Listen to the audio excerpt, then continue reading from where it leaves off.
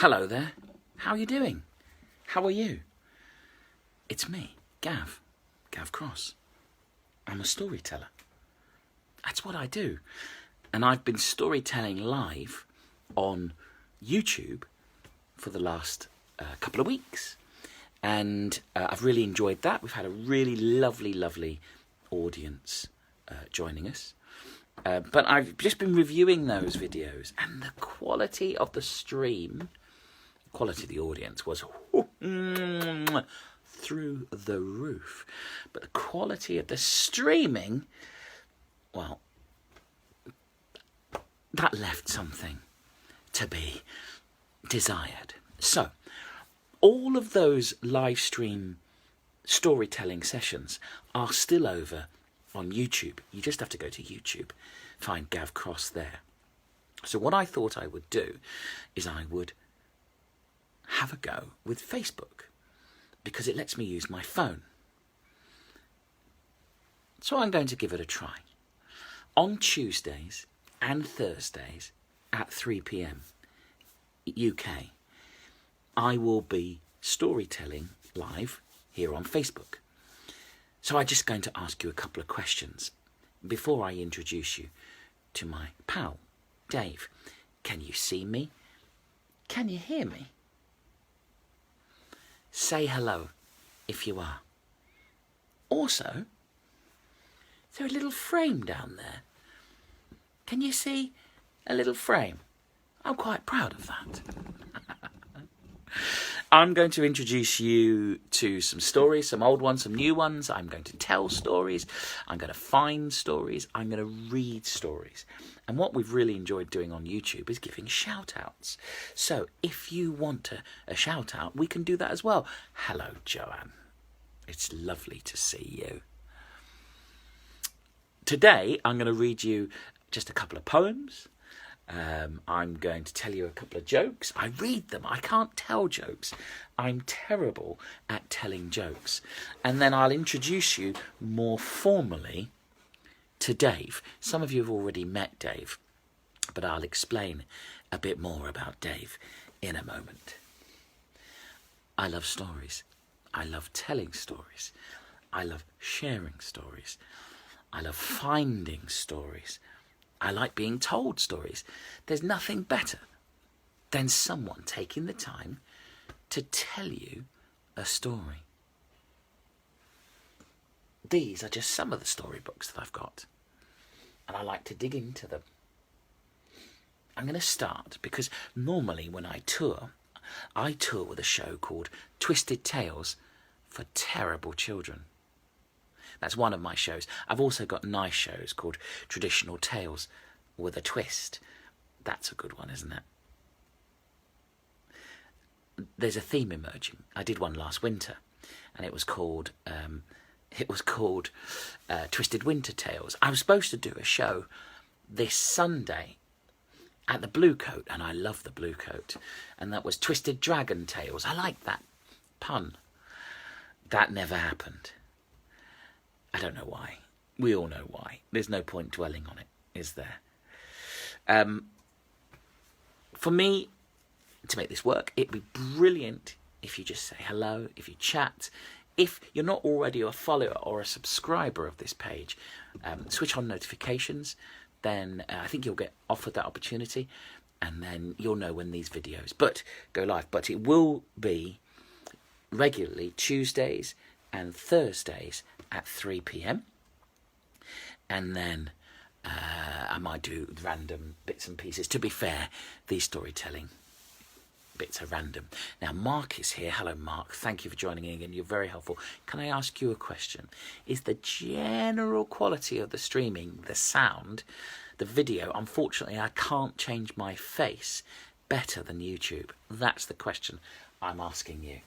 Now, I've read a couple of these already on YouTube, so I'll find a different one to read. This is one of my all-time favourite books of rhymes for children.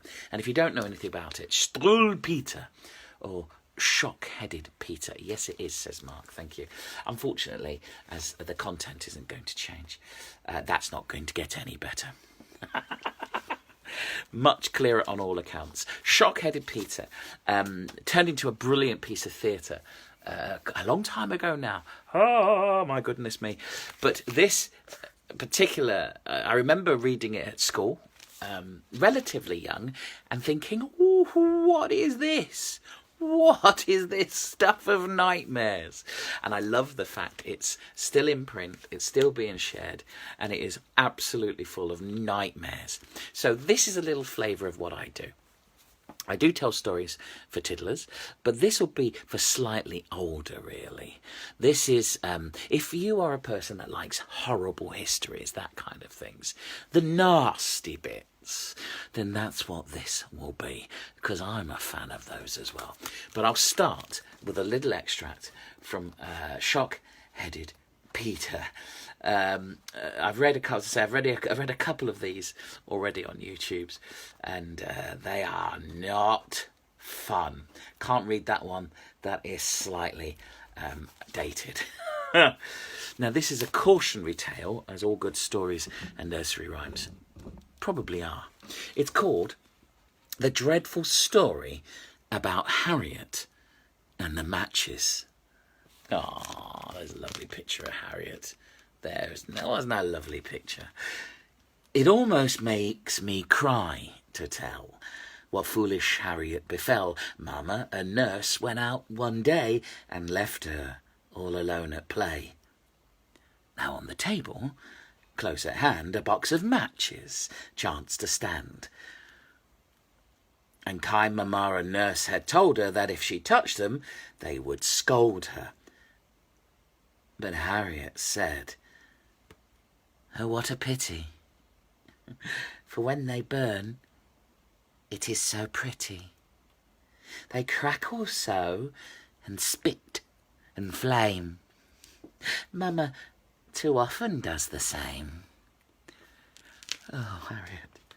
The pussycats heard this, and they began to hiss, and stretch their claws, and raise their paws. "Meow," they said, "meow, meow, you're burned to death if you do so." Don't play with matches, kids. This isn't the end. This isn't the end. But Harriet would not take advice. She lit a match. It was so nice. It crackled on. It burned so clear. Exactly like the picture here. There she is. Oh, Harriet's having a lovely time with her matches. She jumped for joy and ran about and was too pleased to put it out. The pussycats saw this and said, "Oh, naughty, naughty miss," and stretched their claws and raised their paws. "'Tis very, very wrong, you know. Meow, meow, meow, meow. You will be burnt if you do so." Strap yourself in, kids. I'm going to show you a picture now. It's a spoiler for the next verse, but I don't think there's any surprises, all right? Oh, this is for kids. And see, oh, what a dreadful thing. The fire had caught her apron string. Her apron burns. Her arms, her hair, she burns all over, everywhere. Then how the pussycats did mew. What else, poor pussies, could they do? They screamed for help. 'Twas all in vain. So then they said, "We'll scream again. Make haste, meow, meow. She'll burn to death. We told her so."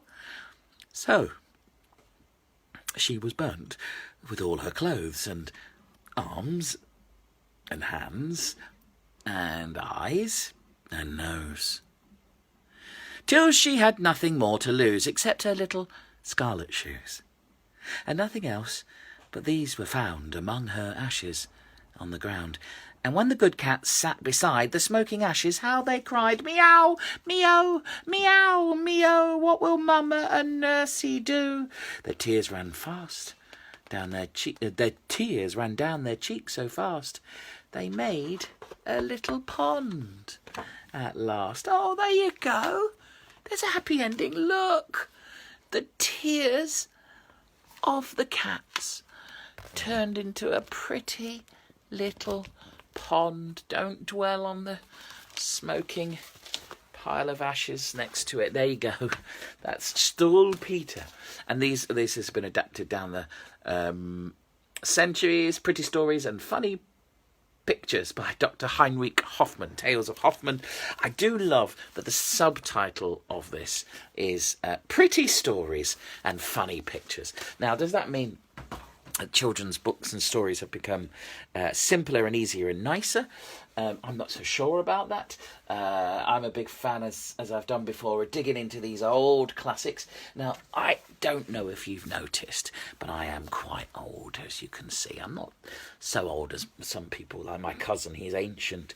But I remember these. Do you remember these? If you're old enough, do you have these?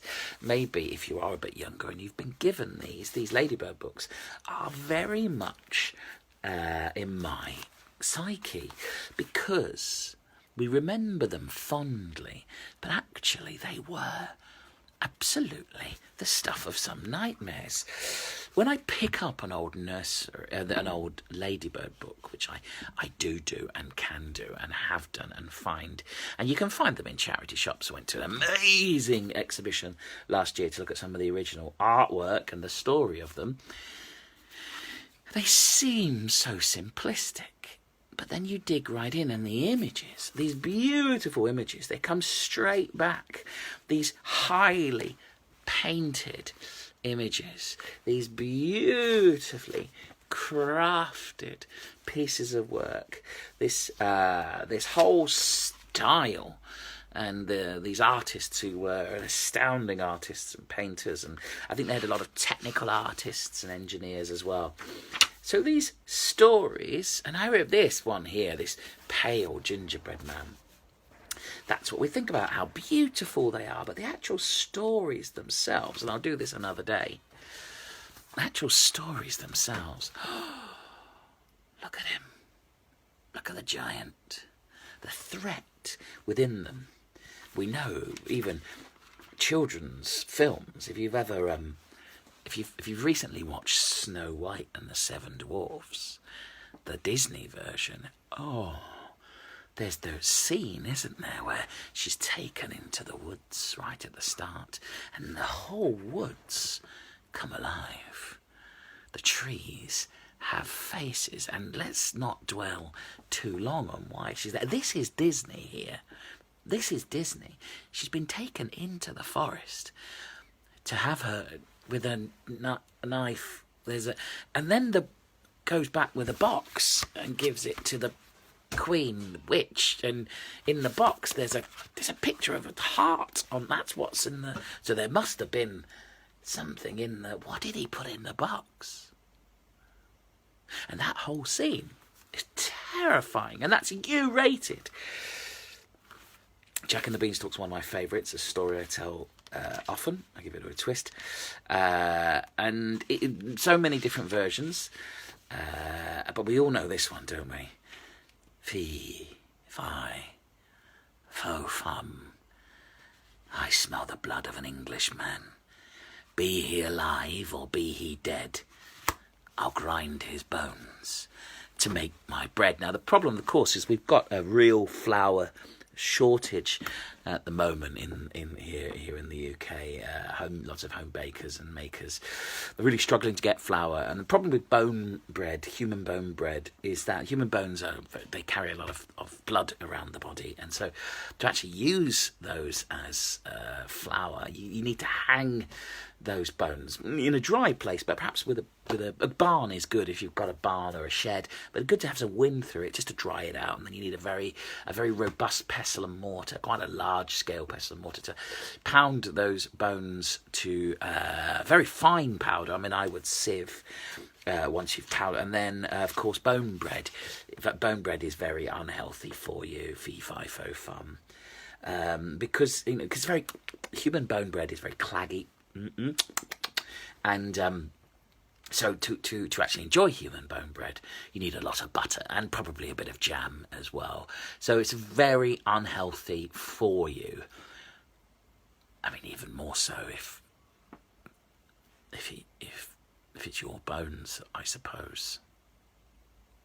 But every tiny child, every nursery, kindergarten, infant school child I know knows that rhyme. Fee, fi, fo, fum.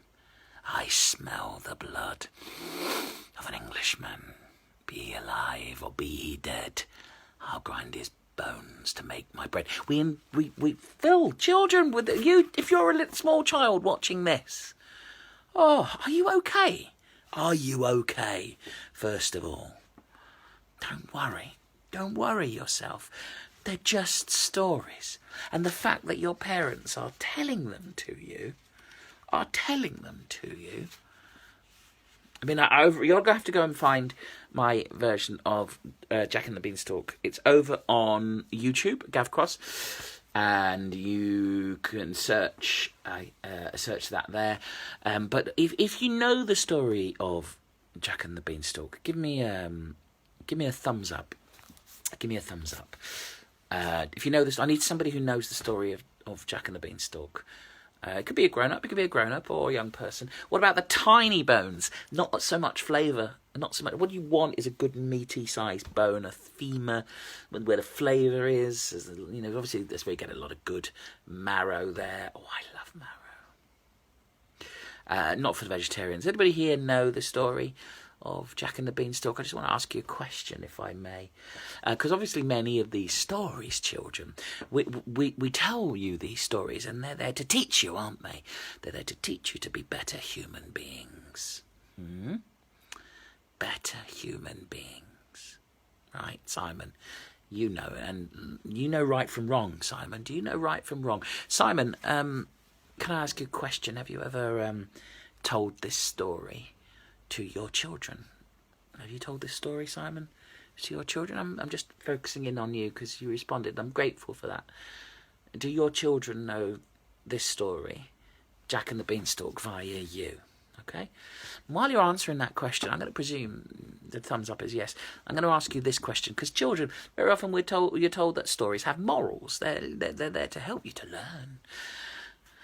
So, Simon, at the core of Jack and the Beanstalk, what is its moral message? What is its moral message? What teaching does it give our children? It doesn't have to be Simon. Anyone, tell me. Once you've read Jack and the Beanstalk to a child, or if you're a child yourself, what's the takeaway from it? What's the core of goodness about it? You tell me that. Get the cash. Simon, that I mean, as I say, the moral, what's the goodness about it? That's rather flippant, isn't it, Simon? Get the cash?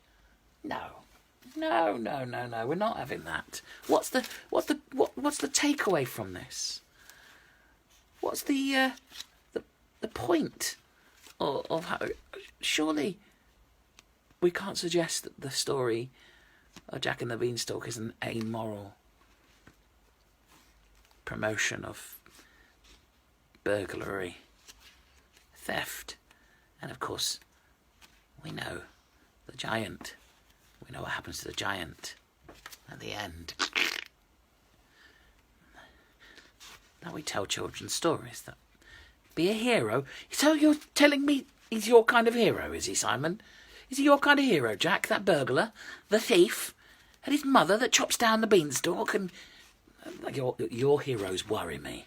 Be scared of big people. As a big person, I'm not at all scary. And in fact, that giant was sat at home in his castle in a completely different land, in a totally separate realm to that Jack, and Jack just breaks in.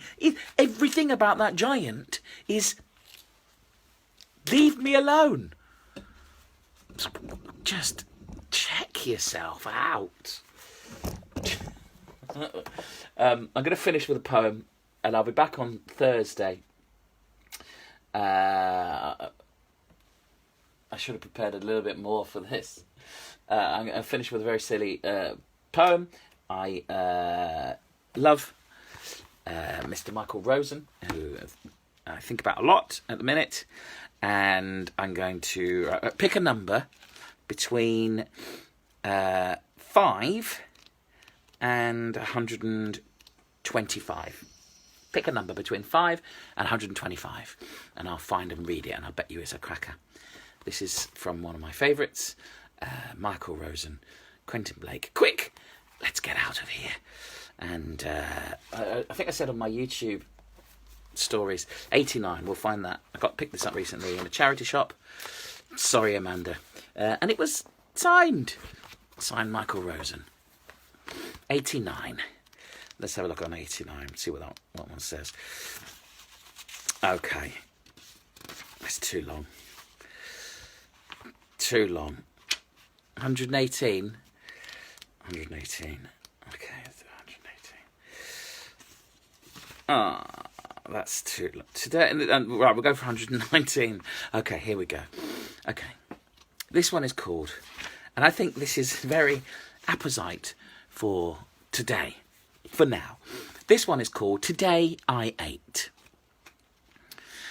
Does this ring true? Today I ate 2 ham sandwiches, 4 strawberry cream wafers, a Pepsi, 2 bubblegums, a Cornetto, 3 Yorkies, 2 chocolate biscuits, 3 plain biscuits, a fizzy orange, a hamburger, a plate of chips, and a Pepsi. At 4 o'clock, I went to bed.